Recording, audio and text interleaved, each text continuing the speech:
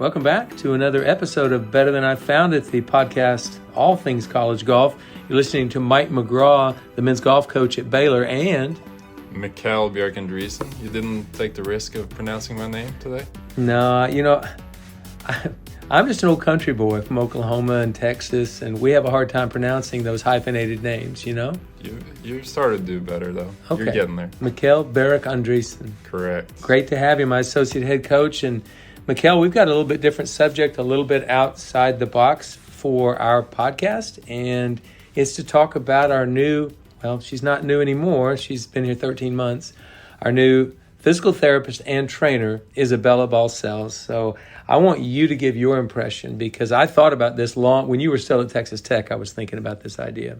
Yeah, I think this will be interesting and an inside look into how a college program works.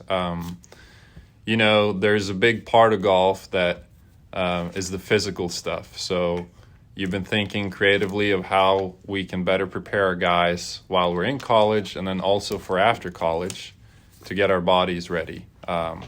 We've had a lot of injuries at Baylor prior to my time and also during my time. Speed is becoming more and more important. We travel more. Once they graduate here, they travel every week. It's a big puzzle to figure out how to take care of your own body, know your own tendencies, gain speed. And so that's a long way of saying there's a lot of things here to figure out, and you've thought some creative ways of how to improve the model of college golf training. Well, I think the model of college golf training it's maybe a strong word to say flawed, but it hasn't always worked. And basically that model is 10 athletes go into a weight room at 5:30 in the morning, 3 or 4 mornings a week, do the same workout, sweat, and go home. They might be in better shape, probably does something for their mental, toughness. It probably does a little bit for their confidence. They get stronger. They do a lot of things. But my question was, are we truly preparing them to be an elite athlete? Mm-hmm. And so the summer of 2019, I was meeting on a pretty occasional basis with our 2 future team captains, Colin Kober and Cooper Dossie. And we'd had questions, what would you change? What would you do? And finally, one day, Colin told me, Coach, I'd like to change the workouts. And I said, well, by golly, I've been thinking the same thing. What are you thinking? And Colin basically said, I think we should do more individual type workouts. And so you were still at Texas Tech when I was thinking about this. This was a tall uphill, and this was climbing a mountain to get this done, because we had a little virus in the middle of there called COVID that took about 16, 17 months away from this process. But long story short, Colin did give me the real idea that I need to try to get this done.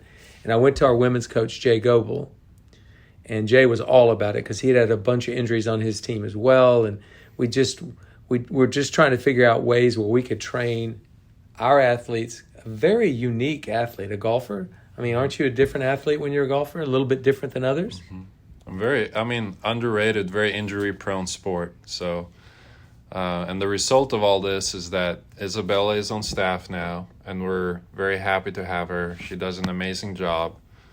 And today she talks more about her role, and she's kind of the first in the world of college golf to do this. So she's kind of figuring out her role and how to best contribute to both our teams. Yeah, and she's going to actually take us through and describe the evolution of the last 13 months, because it started, there wasn't much being done that first month. She was just trying to figure out who the athletes were, how they operated, what their time frame was. Plus, she knew nothing about NCAA the world of the NCAA, so she had to learn rules, and she's done a ton of continuing education. She's done a lot. Yeah.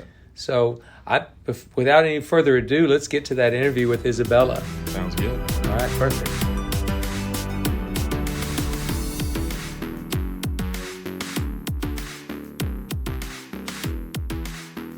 Very special guest today, and an unusual guest today. Our trainer, Isabella Balcells, we call her Izzy, has been with us just about a year now. And Izzy, I'm just really thankful you've been here for a year. I know you and I have both been learning, and Coach Goebel, our women's coach, the same thing. And we've been transitioning into this, but hey, welcome to the podcast today. It's great to have you. Good to be here. Yeah, not very many people in the college golf world know you yet because you really haven't been in it very long and you haven't been on the road too much. But my listeners are going to want to know more about you. I've been talking about this for about 4 or 5 years, about getting a dedicated trainer for our men's and women's golf teams. And Jay Goebel and I have out beating the bushes trying to find people that would help us support that. But they want to know more about you. So, like, where did you grow up? How'd you get started in physical therapy to begin with? Because I know you're a physical therapist. Yeah, so I actually grew up in Temple, Texas, which is near 45 minutes to an hour close to Austin, a little bit south. And I actually went to Baylor myself as an undergrad, graduated in December of 2017. The journey to PT school was kind of interesting. I decided that I wanted to go to PT school as a junior in college. I had always had a fascination with medicine, mainly because I thought that it's very imperative for us to have medicine that can heal the body from a variety of pathologies, but I didn't know where I wanted to take that. What actually happened is I was in a biomechanics class here from Professor Shim, where we focused primarily on studying the golf swing or a baseball swing, neither of which I had an appreciation for at the time, to better understand ground forces, torque, acceleration, and pretty much how bodies developed or used or created athletic movement. And honestly, I was fascinated. I went to my advisor right after that. I said I wanted to figure out how to change careers. Prior to that class, I had not thought too much about the body or what it was capable of, but by spending a semester studying human movement and deepening my understanding of the body's joints, muscles, and tendons and how they move in space, I realized that I could make a significant difference in another person's life, whether it be addressing an injury or understanding how to perform better for a specific task demand, if I kind of dove further into that realm.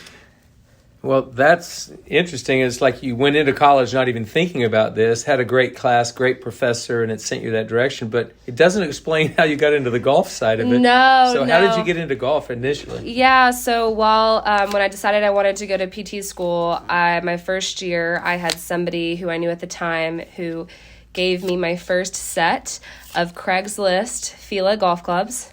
It was probably $40 for a 5-iron, a 6-iron, and a 7-iron. Told me they thought I would love it. And I actually had a really good friend. I was personal training at the time, who took me out my first time. And I have not played any hand-eye coordination sports in my life at all. And I spent an hour not even barely getting the golf ball off the ground. Sure. And I think I became a little bit resilient to want to figure out why it was so hard. And I wanted to figure out if I could make it better. And I was really confused how other people made it look so easy. And so what happened was I really wanted to play a whole round. And my friend, my really, really good friend, Jacob French, told me that I was not going to play a round of golf until I could get a golf ball off the ground.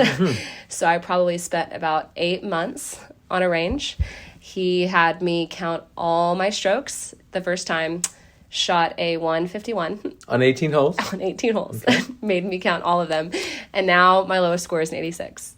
So, congratulations. I didn't know you'd actually busted 90 yet. That's yes, great. So it's kind of cool. Well, I mean, that's good for Jacob getting you into the game. I mean, all of us have a history. We have a story about how we got into the game. My dad was a golf professional at a country club, so that's how I got started. But how we came upon you, that's Coach Goebel, Jay Goebel, our women's coach, and we were searching the golf industry and asking people, give us suggestions. We want to hire a designated trainer for our team. And one day he came into my office and said, look at this Facebook post. And so I looked at it, and it was you. And he found you on Facebook purely by accident. Tell me that story. Yeah, so we have some mutual friends who are big golfers in town. And what was interesting is I had decided my last year in PT school, after golfing 2 years at this point, that I wanted to work with golfers. And I, during PT school, got TPI level 1. I pursued my medical level 2. Pursued my junior level 2 as part of TPI, and I became fascinated with the love of the golf swing. And I was actually working on starting a golf performance program at somewhere else locally, and I was working with recreational and just amateur or some junior golfers in town at the time. Did you ever dream you'd be working with elite athletes? Never. Never. And so actually the funniest story was that I'll be very honest, when Jay sent me the Facebook post, I was with my friend at the time, and I was confused. I said, I'm a physical therapist. I don't understand what's going on here. And Jay Goebel told me that you guys were looking for somebody to handle all the medical and all of the performance side for both of your teams, which the reason I decided to go to PT school in the first place was to combine the worlds of medicine and fitness. I think that the rehab and training are one of the same. I think those worlds should always exist together and equally. I think that the way you train determines how well your body is prepared to be preventative towards injury and vice versa. And I think being able to have that deeper understanding allows you to even get more out of your training and allow you to actually experience more as an elite athlete. And so when he sent me that post, I already was planned to be a PT somewhere else, and I liked my plans, and my plans were interrupted. I was between the two for a very, very long time, and it just turned out to be the best decision I ever made. Well, I'm glad you made it. It's been very good for both our men's and women's golf teams. But you've been here for just over a year, because it took us a while to get you on board. And once you're finally on board, Coach Goebel and I both realized we can't just go full 100%, 100 miles an hour into this. She's got to get her footing on the ground. And part of that was just getting a workout room. And part of it was, we had to do a lot of things, plus some training. But describe your evolution, kind of into this position, and take me through the professional development you've done over the last year, because you've done a lot of it. So I started with mainly learning the medical side of how it works in collegiate athletics. It is much different than operating as a physical therapist in a clinic. That took a good semester to fully understand, just regarding how injury diagnosis works, making sure all the athletes were managed properly, all those kinds of things.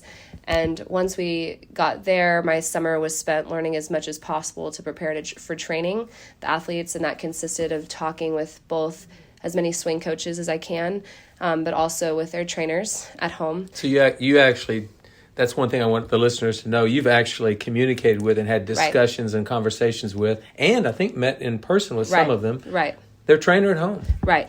And so it's really beneficial, because those trainers have seen a lot of our athletes longer than I've obviously seen them, have seen them grow as junior players into collegiate golfers. There's things that they're able to see with their eye, can see that I can't see, and there's a discussion that can be really beneficial for me to be able to provide that while an athlete is here with us during the semesters.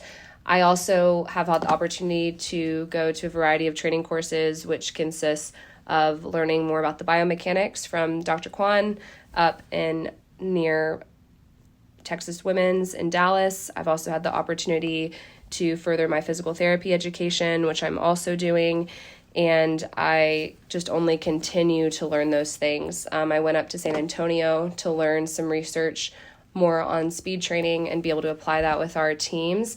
And really, I would say the evolution of this, I think that our programs are getting more refined as the time goes on. I'm learning the new research.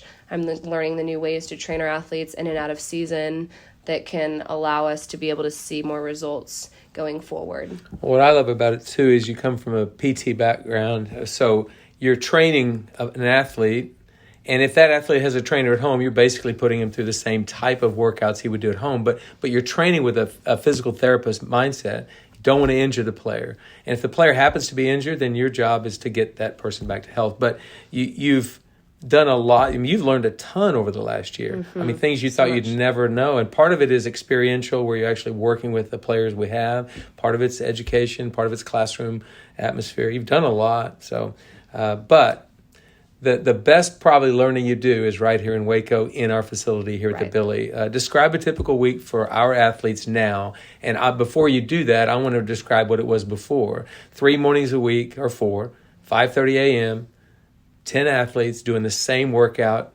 and just go kill it and sweat, and then just go, it's like, that's the way we did it. It's the way most college golf teams have done it for 40 years. Describe your week now. So what it looks like right now is our men's team works out in groups. So they're together, and anywhere from groups are 2 to 3 guys.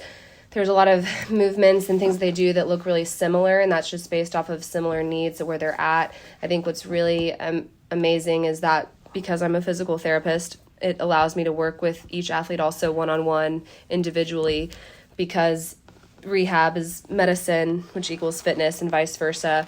A lot of the deficiencies, the mobility restrictions, the strength deficits that we have, I can work with an athlete one-on-one to address those for a specific injury. I have groups of guys that focus a lot more on mobility, whereas I have other guys that may do an extra set of strength, and that's just due to where both of those weaknesses are. I think it's imperative just that nobody in the golf world would say that everyone swings a golf club the same. It's the same thing. We shouldn't treat their bodies the same. I think that when each semester they go through just some variation of an evaluation, after a year I've kind of learned a lot of their bodies and know what each of them struggles with individually.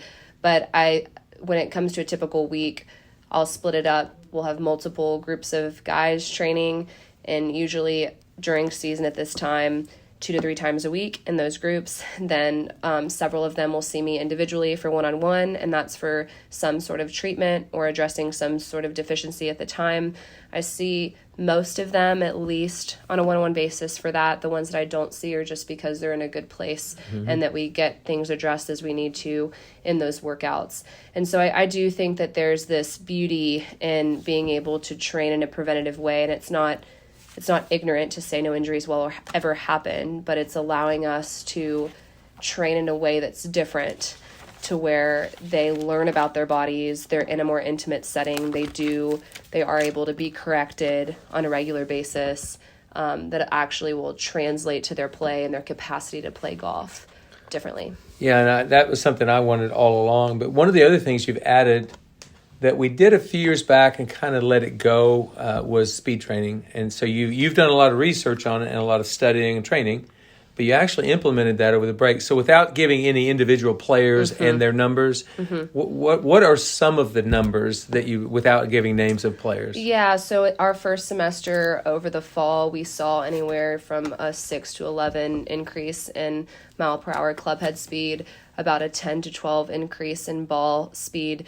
with a lot of our players, and that was just consistency of training twice a week for those guys.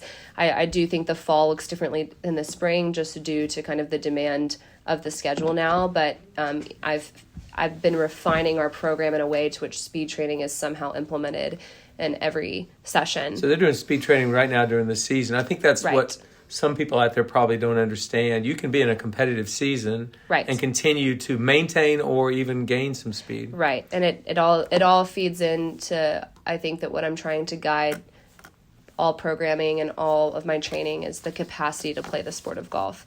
And so I think that it's actually imperative and necessary, especially as we're getting closer to the competitive season. Well, we're right in the middle of it right now. We just got back from a tournament in Laredo, Texas, and but I just love the fact that it sort of is telling. If a kid is going to work over the break by himself, not our mandate, we can't mandate that he work, but if he does it, it's going to show up in that speed, in the club head speed a month later. And it did for all these guys. So we know they did work over the break on their own, which is part of the culture that we're trying to develop, and that's part of the reason you're here, is to continue that culture. So, I've always believed that working individually with golfers would benefit our players. I couldn't get to this spot. It took a long time, and Coach Goebel and it was a lot of work to get here, but we are here. Why do you feel it's an advantage? And I say individually, you might have groups of 2 or 3, but you are working individually with each player. Right. I think it's important because everybody's body feels completely different. And I think if our goal is to prepare players to play professional golf as a professional golfer, there's a lot of things that you can't control: your travel, where you are, the gym you're located, the course you play on. Your days, no one day looks the same. And so I think that it's important to be able for athletes to feel like their training can mimic that, in the sense that it's not so rigid, that they're not able to be flexible based off of how their body feels, based off of any injuries they're coming off of, based off of their current deficiencies. I think that each workout needs to be met where that athlete is. And I think even if I have groups that are doing similar things, I may have an athlete that's getting ready for qualifying or overcoming an injury, and their workout will look different than somebody else. And I think that's how these players learn to not only love training, but learn to love to take care of their bodies and to learn their bodies individually, to understand what they need. And I think that we've always talked about this, Coach McGraw, and even with Coach Goebel, is the ultimate goal is that we prepare players for beyond their time here. And so I think that that's probably one of the biggest advantages I have in being able to work more individually with each one. I'm going to throw out another one. One of the kind of knocks on training the way we've been doing it for 40 years in college golf is that a trainer is putting a kid through a very hard workout on a Wednesday, and his body is going to be so sore on Thursday and Friday, and then we travel to a tournament on Saturday. By Sunday, he's finally feeling better for the practice round, and then he plays the tournament. And a lot of weight trainers in this that aren't in the golf world will say, well, that's not a problem. He's ready by the time you play a practice round. But I contend that the 3 days leading up to it, Wednesday afternoon, Thursday, Friday, and Saturday, those are ineffective if you're sore the entire time. And I don't know any tour player who tees off in a major event sore. Right. And I and this is why I ask feedback. I like to receive feedback from both of our men and women's team, to receive what worked well, what hasn't worked well, to continue refined, because I want them to love the way that they train. I want them to feel that the way that they train only makes them better players. I want the way that they train to make them feel good when they leave and get ready on a golf course.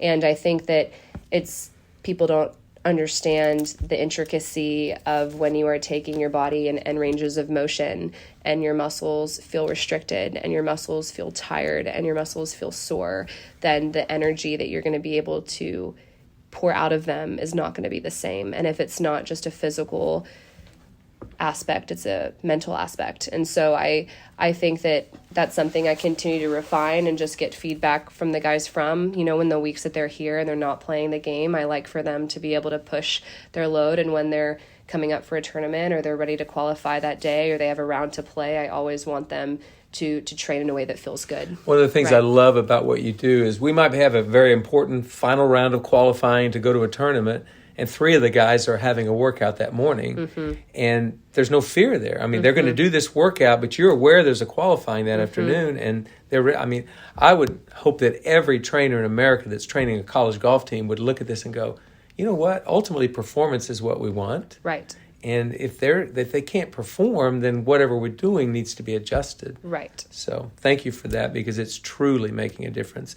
I mentioned earlier one of the unique things you do is you communicate with a trainer back home. If a kid has a trainer in Dallas, you communicate with that person. But I've got to believe that's not only helping the athlete here, but what about the tools you've added to your toolbox during those conversations? I think the few that I've talked to, it's been really great and helpful that most of them actually have been working with collegiate players for a long period of time, so they have this understanding regarding either an athlete's previous training experience in high school or college, whether it be positive or negative. But then they also can provide me insight onto where they've been able to focus, that they've seen athletes increase stability or strength or power, that despite all of the research I do, it can't replace hands-on anecdotal experiences. And so for specifically some of our guys who've worked with one in Dallas, I've had a couple conversations with him, and he's been able to provide me new insight on why he trains certain ways or he doesn't, why he uses dumbbells or body weight or would or not use different modes of training in order to create a certain stimulus. I've also talked with another one from Austin who I'm in regular, every so often contact with, and he's just provided a completely different perspective of training in general. He has given me resources to go to, different ways to look at the body, and I think that all of those help to feed into, number one, my knowledge, but also this passion to continue to develop, to understand that I'll spend the rest of my life developing that knowledge, and to talk with people that have more of that experience in the field, I think it's necessary for me to be able to deliver the best product for the guys here and the women. That's really well said. And one of the things you do also that I want to point out is you'll occasionally show up at a practice, or you'll watch the guys in movement, watch their swing. If a kid's been injured a little bit and you're getting him back to health, you're actually seeing how it looks when he's actually hitting golf shots on a golf course. And you do travel with us in postseason. You might travel maybe once during the regular season, but it's really great. Plus, you've changed a culture because our guys really want to work out at tournaments now. And they never did before. And I think they understand you can do it healthily, safely, and you can do it in a way that's getting your body moving. If you Right. sit on a plane for 7 hours, Right. or in a van for 8 hours, or whatever it is, your body's not ready to move in the right way. So Right. you've changed that culture right there. And one of the things Jay and I said was somebody from the PT world, so physical therapy world, and I think I mentioned this earlier, but like, what's the biggest advantage a PT has actually training a golf team? I think that's a really good question. I think my training as a physical therapist, I really look at the body as a holistic unit. And I think that these are my two favorite words, protect and perform. And I think that our bodies are what we've been given to accomplish meaningful goals to us, meaning for an average person will look different than an elite golfer. But an elite golfer, this case, right, we're asking these guys to walk up to 6 to 12 to plus miles on a round. We're asking them to swing at 115, 120 miles per hour. We're asking them to be putting their body in and out of these periods of rest and intensity and rest and intensity, all while maintaining a level head the whole time. And I think that the demand of that, I think that the priority always needs to be for them to be healthy, right? They can't perform if they're not healthy.